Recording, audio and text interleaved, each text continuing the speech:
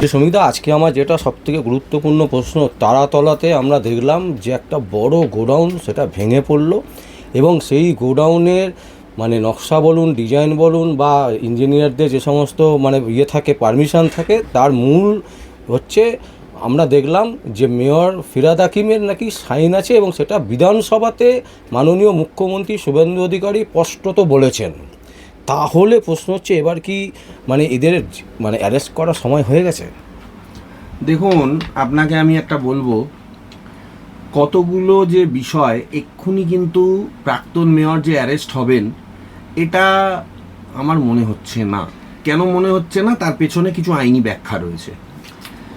যে স্যাংশন করেন হচ্ছে ইঞ্জিনিয়ার, এবং সেখানে ইঞ্জিনিয়ার যিনি রয়েছেন, বিল্ডিং ডিপার্টমেন্টের যিনি ইঞ্জিনিয়ার রয়েছেন, প্ল্যানিংয়ের মানে প্ল্যান যেখানে স্যাংশন হয়েছে সেই প্ল্যানের যে ডিজাইন যিনি করেছেন সেই ইঞ্জিনিয়ার, গাফিলতিটা যদি তাদের থাকে আগে প্রথমত তাদের উপরে এনকোয়ারি হবে, তারপরে মেয়র। কারণ তারা ধরুন একটা করে মেয়রকে পাঠাচ্ছে, মেয়র যে ব্যাখ্যাটা দিচ্ছেন, দেখুন ব্রড সেন্সে গেলে আপনি বলতে পারেন যে ফিরহাদ হাকিম অ্যারেস্ট হতে পারে, কিন্তু যদি আইনের মারপ্যাচে আপনি যদি যান তাহলে আমার মনে হয়েছে যে এরা আগে ভেরিফিকেশান করবে। এই ভেরিফিকেশান দেখা হবে যে এদের কতটা ফল্ট ছিল, কেন দেওয়া হয়েছিল। কারণ এটা নিয়ে অলরেডি প্রশ্ন উঠতে শুরু করেছে যে কেন এটা এইভাবে দেওয়া হয়েছিল, যে যেখানে পারমিশন হয় না, যেখানে প্ল্যানিং নেই, সেখানে এইভাবে দোতলার ওপরে স্ট্রাকচার করা কেন এটা, এবং যে মেটেরিয়াল ইউজ করা হয়েছিল। এটা আমি আপনার মাধ্যমে আরেকটা কথা বলতে চাই এই প্রসঙ্গে, যে প্ল্যান শুধু স্যাংশন করাই নয়, 31শে জুলাই অবধি মুখ্যমন্ত্রী বলেছেন সমস্ত প্ল্যান বন্ধ থাকছে। কারখানা এবং বিশেষ করে এই ছাতার মতো গজিয়ে ওঠা ফ্ল্যাটগুলোর ক্ষেত্রে এবং কমার্শিয়াল কমপ্লেক্সের ক্ষেত্রে আমি আপনার মাধ্যমে একটা অনুরোধ দেবো কেএমসিকে, কলকাতা মিউনিসিপ্যাল কর্পোরেশনকে, যে প্ল্যান স্যাংশন করাই নয়, প্ল্যান স্যাংশন হওয়ার পরেও কি মেটেরিয়াল ইউজ হচ্ছে, হ্যাঁ সাবস্ট্যান্ডার্ড। কারণ ধরুন প্ল্যানে এইটা বাধ্যতামূলক করা হয় না, প্ল্যানের ব্যাপারটায় যে কি মেটেরিয়াল ইউজ হচ্ছে। আমি বলবো কেএমসি এটা বাধ্যতামূলক করে দিক, কেএমসি এটা বাধ্যতামূলক করে দিক। কারণ আমি আপনাকে বলছি, ব্যাংক লোনের ক্ষেত্রে ব্যাংক কিন্তু এটা ভেরিফাই করে। ব্যাংক লোন নিয়ে যখন কেউ হাউস বিল্ডিং লোন নেয়, অনেক ক্ষেত্রে এটা হয়, ধরুন দোতলা বাড়ির জন্য নিল, ব্যাংক কিন্তু পুরো টাকাটা সবসময় একবারে দেয় না, প্রথমে কিছু টাকা ডিসবার্স হয়, ডিসবার্স হওয়ার পরে ব্যাংক দেখে যে ভিত থেকে শুরু করে মানে হচ্ছে আপনার যে লিন্টন ঢালাই হচ্ছে, একতলা ছাদ ঢালাই হচ্ছে, কি মেটেরিয়াল ইউজ হয়েছে, যে এবং মেটেরিয়াল কন্টেন্ট দিতে হয়। সেই মেটেরিয়ালের থেকে যদি ইনফিরিয়ার কোয়ালিটির মেটেরিয়াল হয়, ঠিক আছে, আপনি দেখিয়ে দিলেন, কারণ ব্যাংক এটা তখন মনে করে যে ব্যাংকের টাকাটা চিটিং হতে যাচ্ছে। আমি পৌরসভাকে বলবো যে পৌরসভা বড় বড় বাড়িগুলোর ক্ষেত্রে এইটা ভেরিফিকেশান করুক এবং প্ল্যান স্যাংশনের সময় এই জিনিসটার ওপর গুরুত্ব দিক যে কি মেটেরিয়াল ইউজ করা হচ্ছে, কি মেটেরিয়াল ইউজ করা হচ্ছে। যদি রড হয়, রড কত সেন্টিমিটার, কি ধরনের থিকনেস ইউজ করা হচ্ছে, ইট কি ইউজ করা হচ্ছে, কোন সিমেন্ট, কোন স্টোন চিপস, বালি, এগুলো কী ধরনের ইউজ করা হচ্ছে, এই বিষয়ে গাইডলাইন ক্রাইটেরিয়া কেএমসি স্পষ্টভাবে মেনশন করে দিক। নতুন স্যাংশন, যার 31শে জুলাই অবধি যেহেতু সমস্ত স্যাংশন বন্ধ রেখেছেন, 1 আগস্ট থেকে যে স্যাংশন খুলবে তাতে আমি বলবো যে এই চেঞ্জেসগুলো আমি আপনার মাধ্যমে কেএমসির কাছে আবেদন করছি, যে এতে কি হবে, অনেকে বাইপাসিং করে প্ল্যানটা বার করে নিয়ে ওখান দিয়ে করবো, এটা করতে পারবে না। আর এই ক্ষেত্রে দেখুন, ফিরহাদ হাকিমের একটা ভয় তো ছিলই, এইটা ভেঙে পড়বে সেটা নয়। ফিরহাদ হাকিমের যেটা ভয় ছিল, ফিরহাদ হাকিম দেখছেন যে যেভাবে কর্পোরেশনে, যেহেতু তার নেত্রী মমতা বন্দ্যোপাধ্যায় যখন তিনি 15 বছর মুখ্যমন্ত্রী ছিলেন পশ্চিমবঙ্গের, একদিনের জন্য তিনি কেএমসিতে যাননি। তিনি আগে শোভনদেবকে মেয়র করেছিলেন, মানে মেয়র পদপ্রার্থী, তারপরে শোভনদেবকে সরিয়ে তিনি এই ফিরহাদ হাকিমকে মেয়র করেন। কিন্তু শুভেন্দু বাবু তিনি মুখ্যমন্ত্রী হওয়ার কয়েকদিনের মধ্যেই, মানে এক মাস পেরোনোর পরেই তিনি কিন্তু কর্পোরেশনে গেলেন এবং এমআইসিদের সঙ্গে তিনি বৈঠক করলেন। এটা কিন্তু তার রুটিন কাজের মধ্যে পড়ে না, মুখ্যমন্ত্রীর যেতেও পারেন, নাও যেতে পারেন, কিন্তু তবু তিনি গেলেন। এটাই হচ্ছে এবং সেইখানে ঠিক তিনি যে গেলেন, দেখা গেল ঠিক তার মানে হয়তো খবর পেয়েই ঠিক তার একদিন না দুদিন আগে বর্তমান যিনি মেয়র, মানে আমার আপনার মনে আছে ঠিক তার দুদিন আগে একটা মিটিং হয়েছিল, যে মিটিংয়ে মেয়রকেও ডাকা হয়েছিল এবং আরও অন্যান্য আপনার হচ্ছে কাউন্সিলরদের ডাকা হয়েছিল, যারা বিজেপির কাউন্সিলর, যারা টিএমসি কাউন্সিলর, সবাইকে। এবং সেই মিটিং থেকে বেরিয়েই সেই মিটিংয়ে কিন্তু মাননীয় মুখ্যমন্ত্রী একটা কথা বলেছিলেন। দেখুন, আপনারা সাংবাদিক, আপনাদের মানে নলেজে থাকা উচিত, তবু আমার নলেজে আমি বলে দিচ্ছি। সেই মিটিংয়ে মাননীয় মুখ্যমন্ত্রী একটা কথা বলেছিলেন যে এখানে ফিরাদবাবু বসে আছেন, কোথায় কোথায় যদি দুর্নীতি হয়ে থাকে, গুলশান কলোনিতে কেন দুর্নীতি হলো, এগুলো নিশ্চয়ই এই ব্যাপারগুলো উনি দেখবেন, খতিয়ে দেখবেন এবং সাহায্য করবেন। এই কথাটা বলার রিভার্ট ব্যাক আপনি দেখুন, এই মিটিং থেকে বেরিয়েই তিনি কিন্তু মেয়র পদটা ছাড়লেন পরের দিন। ঠিক আছে, এখন দেখুন এরকম বহু জায়গায়, ঠিক আছে, দুর্নীতি তো সীমাহীন ছিল, তার হয়তো সই আছে, যেতেই পারে। দেখুন, ইনভেস্টিগেশনের স্বার্থে পুলিশ তাকে ডাকতেই পারে, যদি ইনভেস্টিগেশন সঠিক না হয় অ্যারেস্ট হতেও পারে, কিন্তু এক্ষুনি অ্যারেস্ট হবে এটা আমার মনে হচ্ছে না। কারণ আগে বিল্ডিং প্ল্যানার থেকে শুরু করে ইঞ্জিনিয়ার, এই ব্যাপারগুলো খতিয়ে দেখা হবে। যদি দেখা যায় যে মেয়রের কোনো প্রেশার ছিল যে এটা করে দিতে হবে, আমার কাছের লোক করছে, এই করছে, সেই করছে, যেমন এই যে কালির এখন কথা বলা হচ্ছে, কালী তো অলরেডি পুলিশের জালে চলে এসেছে।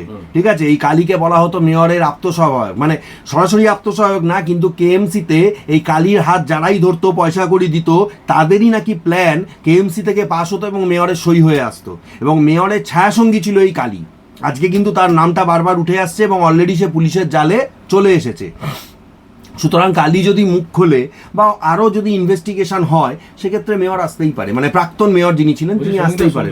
মানে গোডাউন ভাঙা না, আমরা দেখছি উত্তর কলকাতা থেকে দক্ষিণ কলকাতা, কাশীপুর থেকে একেবারে গড়িয়া, যদি দেখেন কয়েক হাজার বিল্ডিং আছে যেগুলো হচ্ছে ইললিগাল। এবং কর্পোরেশনের যারা ছোট পোস্ট থেকে শুরু করে ওপর পোস্ট, প্রত্যেকে টাকা নিয়েছে। আর ফিরাদ হাকিম টাকা নেয়নি, এটা হতে পারে? 100%। কিন্তু দেখুন, মানে দিদি টাকা খাওয়ার জায়গাটা কোথায় করে দিয়েছিলেন। আবার বলছি, পুরনো তথ্যের মাধ্যমেই নতুন তথ্যের কথা আমাদেরকে চিন্তা ভাবনা করতে হয়। মুখ্যমন্ত্রী একবার 2022 সালে বললেন, 2022 না আরও একটু আগে হবে, বললেন ছোট ছোট বিল্ডিংয়ের ক্ষেত্রে, যেগুলো গলির মধ্যে বিল্ডিং হবে সারা কলকাতায়, কাউন্সিলররা পারমিশন দিয়ে দেবে। তার আগে কেএমসিতে এই জিনিস ছিল না, প্ল্যান দিতে হতো, সমস্ত কিছু কাউন্সিলরের অফিস থেকে পারমিশন দিয়ে দেবে।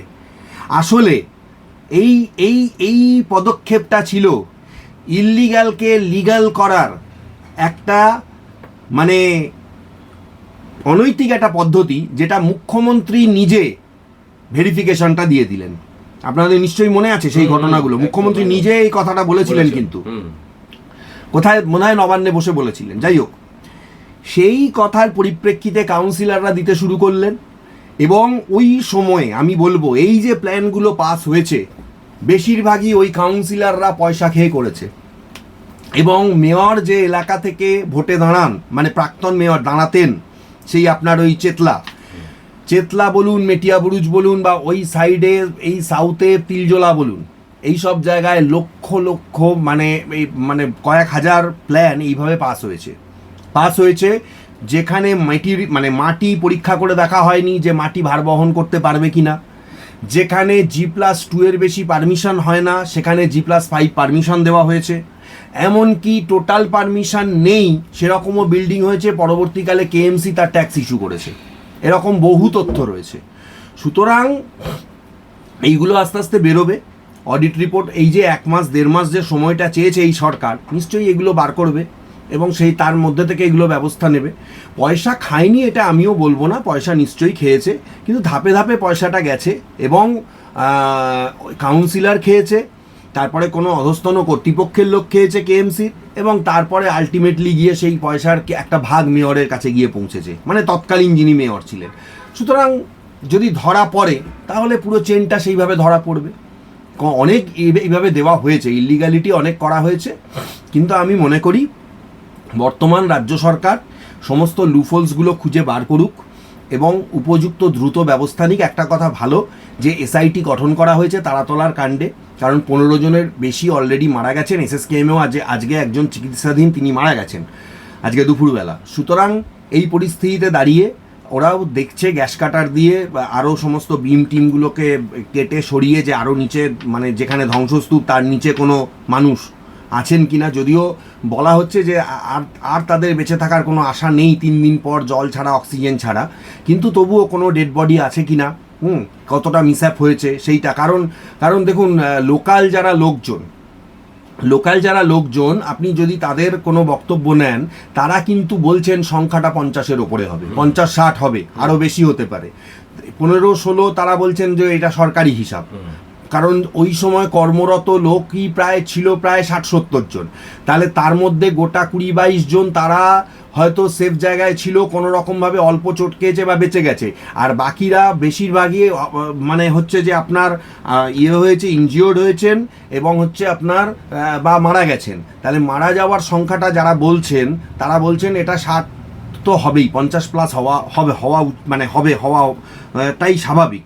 এখন জানি না সরকারি হিসাব, তবে এইটুকু আমি বলবো, দেখুন এই রকম ধরনের ঘটনা আরও কত জায়গায় হয়ে আছে, সেগুলো খুঁজে বার করার দরকার রয়েছে। এবং আপনি যে প্রশ্ন বললেন যে কাশীপুর থেকে গড়িয়া, এটা একদম সত্যি, কারণ আপনি তো দেখছেন যে কিছু কিছু চিটিংবাজ কাউন্সিলর, আপনাকে আগের দিনই বলেছিলাম যে কার্তিক মান্নার কথা, তার তো আরও হিস্ট্রি, জিওগ্রাফি অনেক কিছুই এখন আমরা দেখতে পাচ্ছি। এবং আমি অবাক হয়ে গেলাম আপনার কাছে এটা শুনে যে এই কার্তিক মান্না তিনি নাকি আবার আপনাকে একটা লিগ্যাল নোটিশ পাঠিয়েছেন। আমি মনে করি যে কার্তিক মান্না, প্রদীপ যাদব, এরা একটা বড় বড় চোর, চিটিংবাজ, নিজেদের মানে বাঁচানোর জন্য তারা এখন সংবাদ মাধ্যমকে মানে টার্গেট করতে শুরু করেছে, অ্যাডভোকেটদের টার্গেট করতে শুরু করেছে, ঠিক আছে? কার্তিক মান্না জেলে যাওয়ার সময়ের অপেক্ষা আমি আপনাকে এইটুকু বললাম। আর সন্দীপ দাস, ও একটা বড় চোর, ঠিক আছে? ও হচ্ছে পিচ করতে গিয়ে টাকা খেয়েছে, আরও বহু জায়গায় টাকা খেয়েছে, এবং এই কাউন্সিলরগুলোর বিরুদ্ধে ব্যবস্থা যাতে নেওয়া হয় তার জন্য উপযুক্ত আইনি পদক্ষেপ আমরা করব এবং আমরা মামলা করব। আমাদের কাছে যা তথ্য রয়েছে সেগুলোর ভিত্তিতে করব। আর এই তারাতলা কাণ্ডে আমার যেটা মনে হয়, সরকার এসআইটি গঠন করেছে, ঠিক আছে, কিন্তু আমার ব্যক্তিগতভাবে মনে হচ্ছে যে যদি যারা ওখানে মারা গেছেন তাদের পরিবাররা যদি সঠিকভাবে সরকারি সাহায্য বা অন্যান্যগুলো না পান, তাদের কয়েকজন যোগাযোগ করছেন আর কি, এখন তো ওরকম মিসঅ্যাপ অবস্থা, ওদের নিয়েও আমরা চিন্তা ভাবনা করেছি একটা ভবিষ্যতে মামলা করতে পারি।